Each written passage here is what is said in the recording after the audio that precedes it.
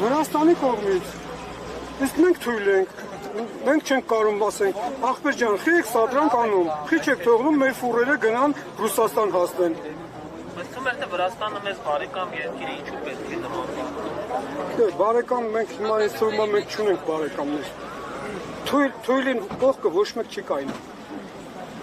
Թույլ երկրի կողմը ոչ մեկ բարեկամ չի ունենում թույլ երկրի։ Ուժեղ երկրները ունենում են լիքը բարեկամներ։ Հիմա օրինակ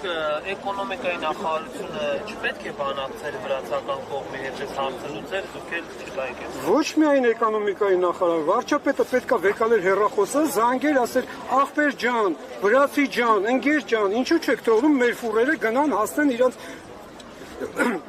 տեղ, որտեղ որ պետք է եթան։ Ինչու չեք թողնում։ Հա, պրոստոյ հարց, պարզ հարց։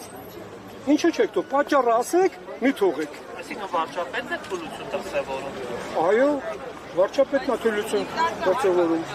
Որովհետև նայում ես, վրացին եկավ, վարչապետը եկավ, նախագահան եկավ, ասեցին մենք իրար ախպերներ ենք, ինքը գնաց Վրաստան,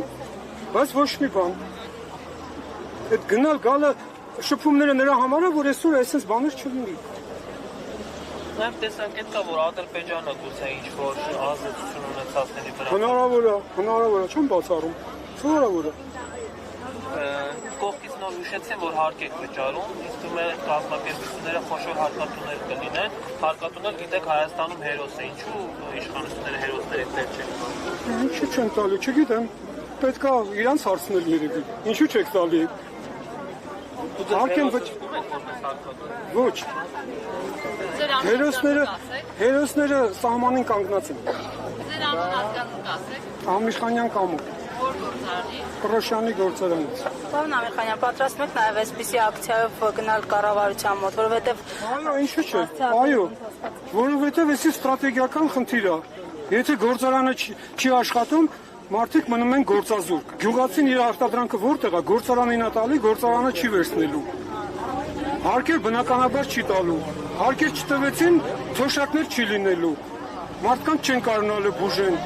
Ոստիկանին գումար չեն կարողանալու տան։ Ոնց ալնելու։ Պաշտպանության ծախսեր չեն կարողանալու հոգան։ Ոնց ալնելու բա։